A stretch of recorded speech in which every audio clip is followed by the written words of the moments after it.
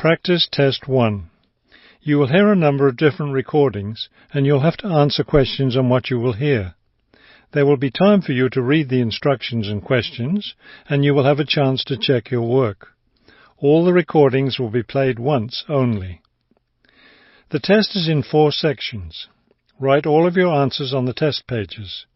At the end of the test, you will be given 10 minutes to transfer your answers to an answer sheet. Now turn to Section 1 on page 5.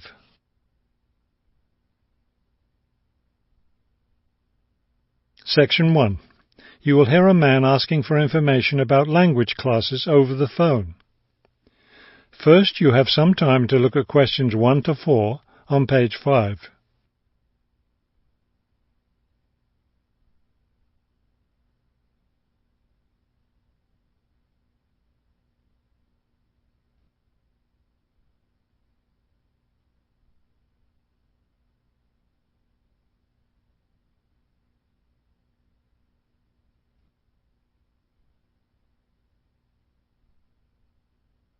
You will see that there is an example that has been done for you. On this occasion only, the conversation relating to this will be played first. Good morning.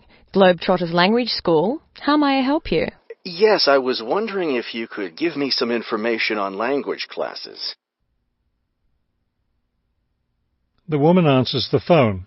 Globetrotters Language School. So the word Globetrotters has been written at the top of the form. Now we shall begin. You should answer the questions as you listen, because you will not hear the recording a second time. Listen carefully and answer questions 1 to 4. Good morning. Globetrotters Language School. How may I help you? Yes, I was wondering if you could give me some information on language classes. Certainly. What language are you interested in studying? Well, that's the thing. I'm interested in learning Japanese, but I'd also like to improve my Chinese. I don't know which to study right now. Maybe the class schedule will help you decide. Did you want to study in the morning, afternoon, or evening?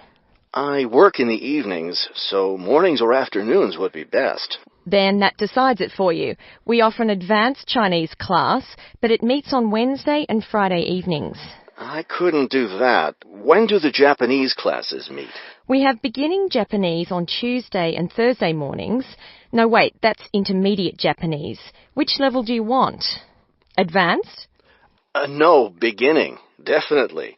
I know some Chinese and some French, but I'm a real beginner with Japanese. Well then, are you free Monday, Wednesday and Friday mornings? That's when the beginning Japanese classes meet. We also have intermediate French on Friday mornings. I could do those mornings, but I'd prefer afternoon. Don't you have anything in the afternoon? We have intermediate Japanese class on Wednesday and Friday afternoons. I really need a beginner class, so I'll take the morning Japanese class. Could you give me an idea of the cost? What would be the tuition for the Japanese class? Before you hear the rest of the conversation, you have some time to look at questions 5 to 10 on page 5.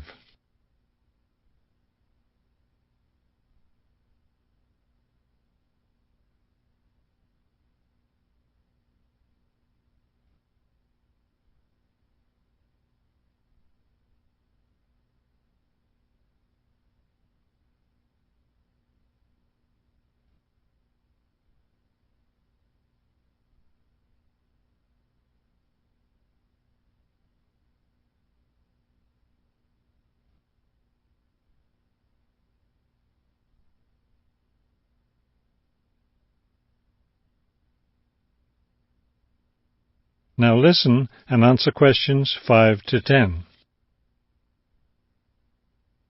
The beginning level classes meet 3 times a week, so they cost a bit more than the other levels. For a 6-week course, the cost would be $575. That's a bit steep. If it's hard for you to pay that much, you could sign up for just 4 weeks of class and pay $410, or you could pay for 1 week at a time at $125 a week. That comes out to be much more expensive once you add up all the weeks. That's true. You can save money by registering for 2 levels together. For example, pay for your beginning and intermediate classes now, and you'll get 12 weeks of class for just $1,050. That's not a bad deal, but I can't come up with that much money at once. I'll just pay for the 6-week course. Fine. That class begins next week, so you need to register right away. Can't I register over the phone? No, I'm sorry. We don't take phone registrations. What you'll need to do is visit the school office today or tomorrow. Bring a cheque for the tuition and a photo ID. Is that all? Yes, we'll give you a registration form to complete, or you can save time by visiting our website and downloading the form there. Complete it and bring it into the office with your cheque. Great. I'll stop by this afternoon. Fine. When you arrive, ask for Mr. Lindsay. He's in charge of student registration. I'm sorry, Mr. Who? Mr. Lindsay, spelled Lindsay. Thank you for your help. Thank you. We'll look forward to seeing you in class. That is the end of Section 1. You now have half a minute to check your answers.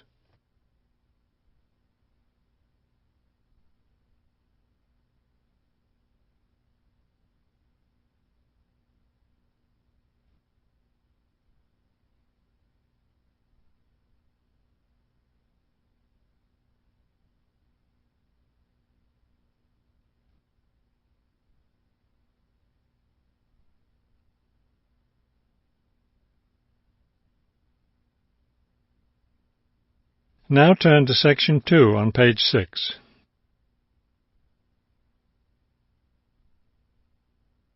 Section 2. You will hear a tour guide giving information about a shopping district. First, you have some time to look at questions 11 to 15 on page 6.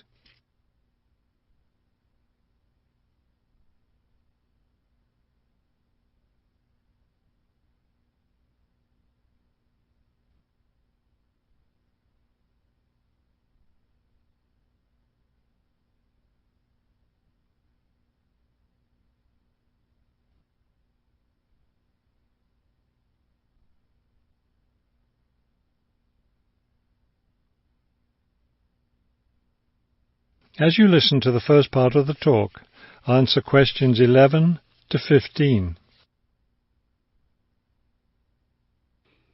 This afternoon, we'll visit the city's shopping district. Several blocks in the area are closed to car traffic, and I know you'll enjoy walking around there.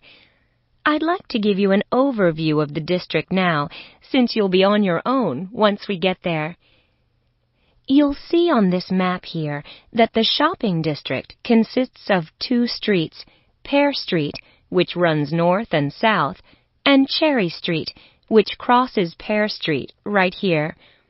Let's start our tour here on Pear Street, where the star is. This star marks the Harbor View Bookstore. It's very popular among locals as well as tourists.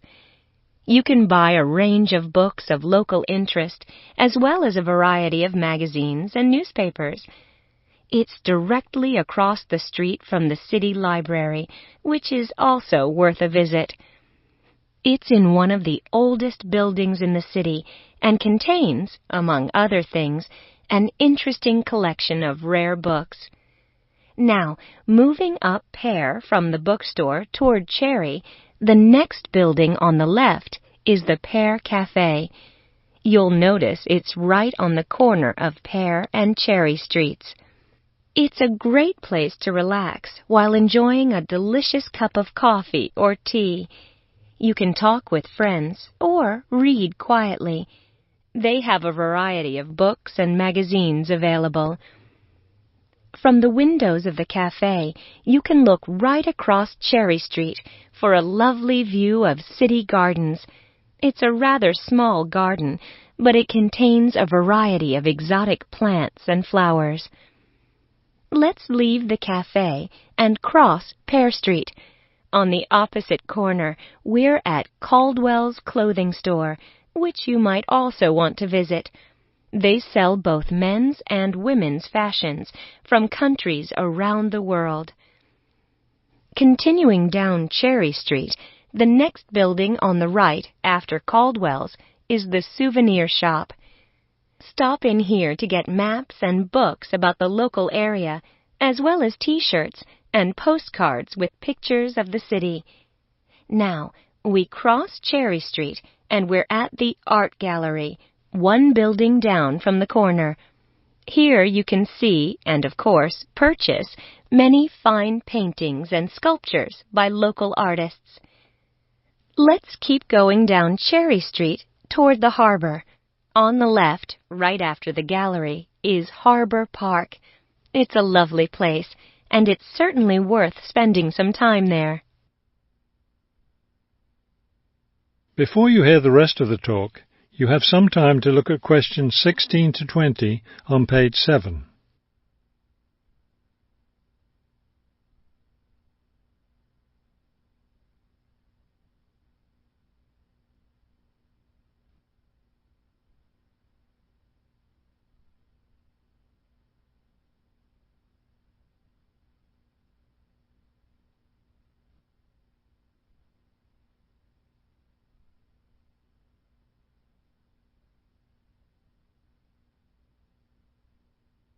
Now listen and answer questions 16 to 20. Harbor Park was built on land donated to the city by Captain Jones, a lifelong resident of this city. Captain Jones designed the park himself, and it was built in 1876.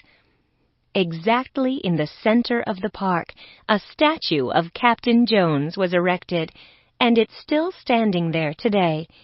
It shows Captain Jones on the bow of his ship. After viewing the statue, you can follow the path that goes through the woods just behind. It will lead you to a lovely garden, in the middle of which is a fountain. This is a nice place to enjoy a few quiet moments. If you still feel like walking, continue on to the far end of the garden. There, you'll find a wooden staircase, which will take you down to the harbor. You might enjoy the view of the boats from there.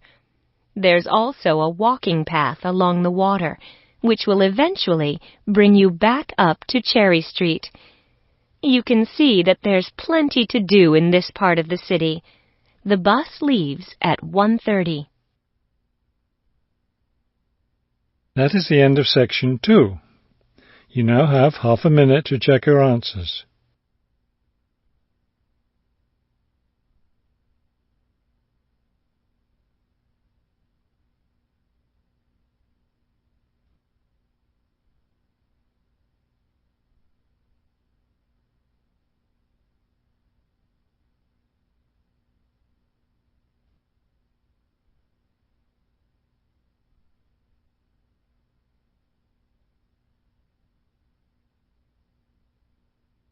Now turn to section 3 on page 7.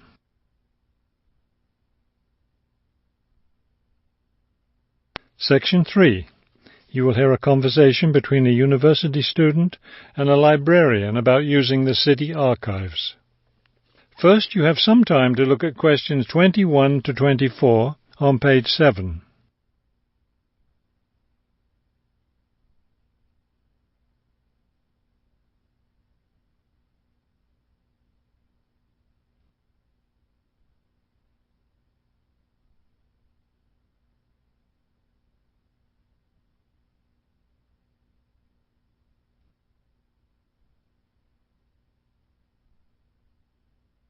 As you listen to the first part of the conversation, answer questions 21 to 24. Hello.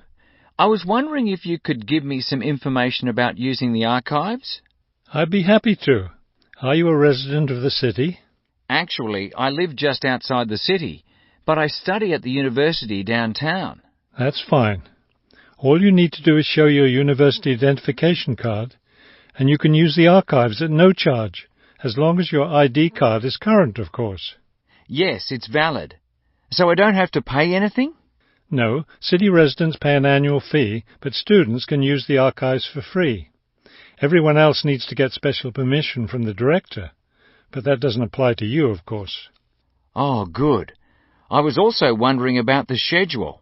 I have classes every day, Monday through Friday, and I also have a part-time job, so I could really only use the archives on weekends.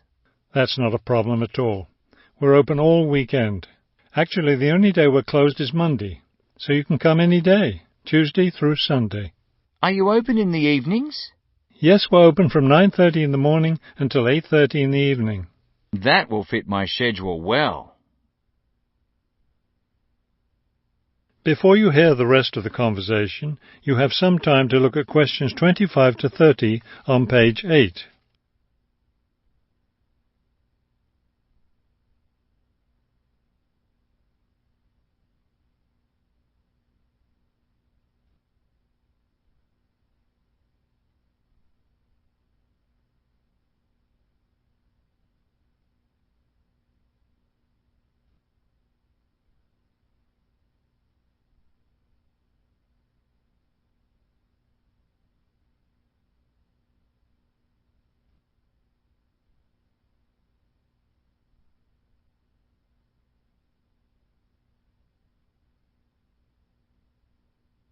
Now listen and answer questions 25 to 30. Is there something else I can help you with? Yes. One thing I'll be needing to see for one of my class projects is old photographs. Do you have photographs of the city in the 19th century that I could look at?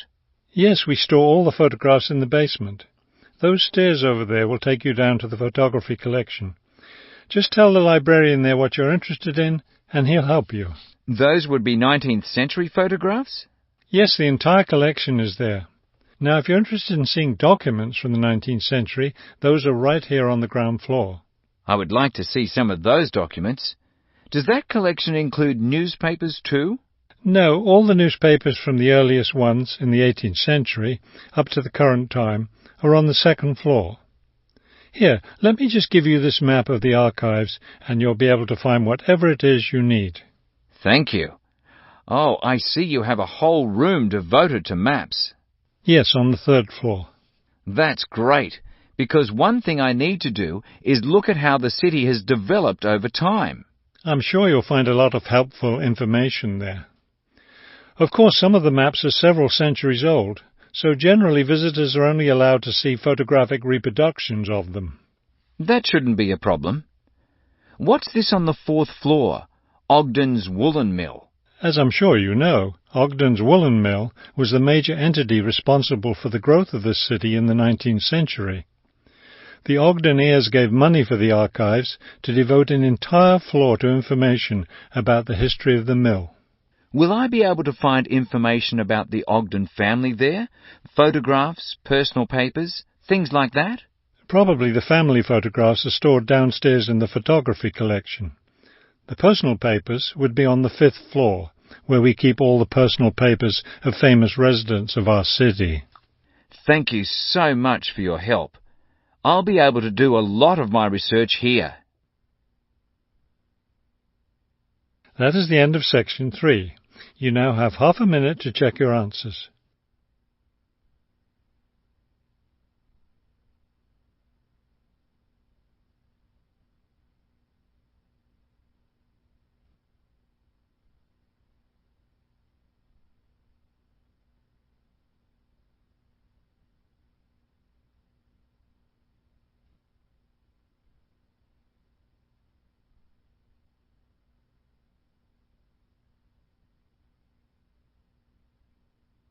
Now turn to section 4 on page 8.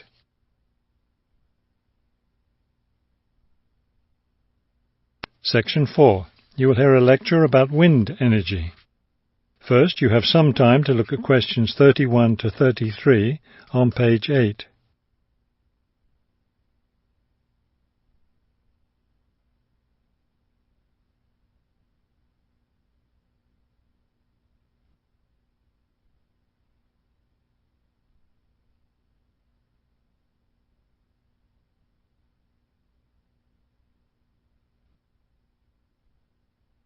Now listen carefully and answer questions 31 to 33.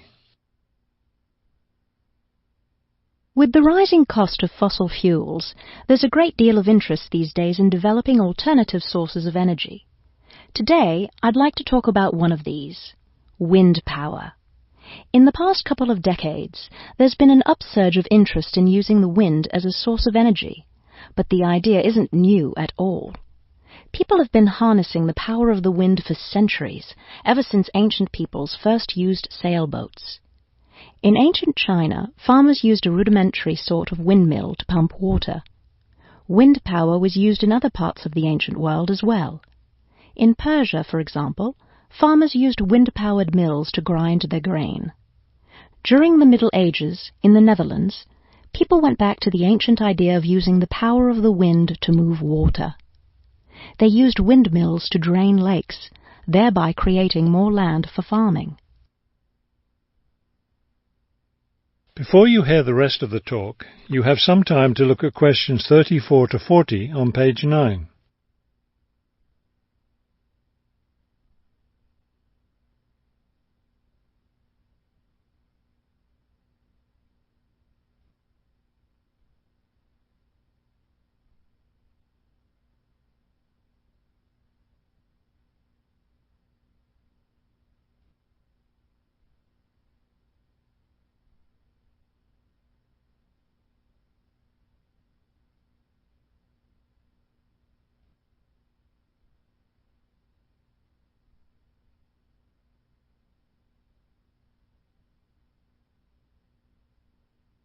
Now listen carefully and answer questions 34 to 40.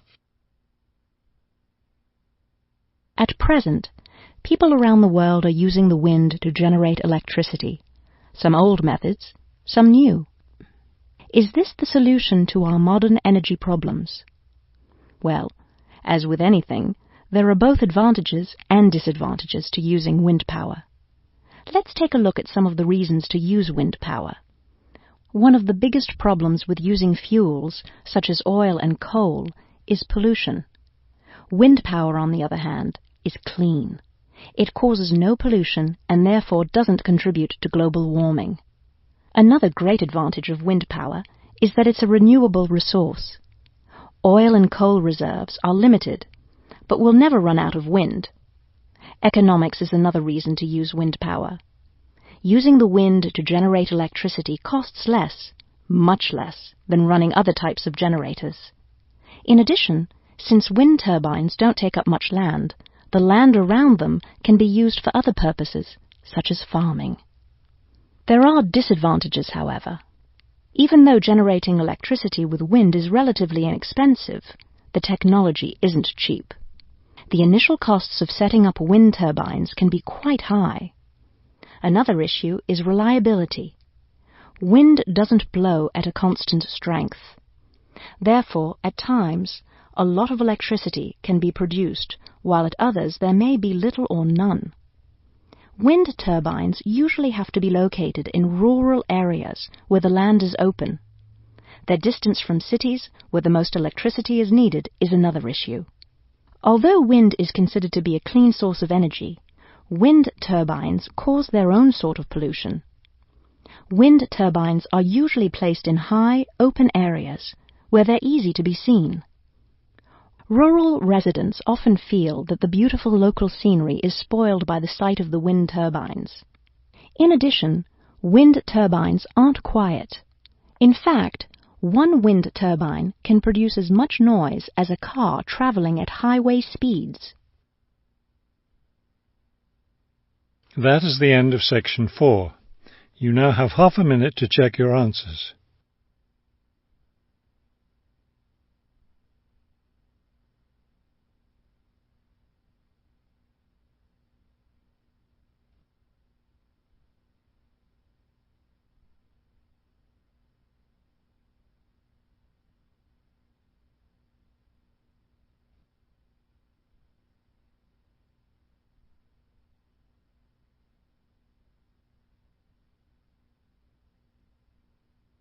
You will now have 10 minutes to transfer your answers to the listening answer sheet.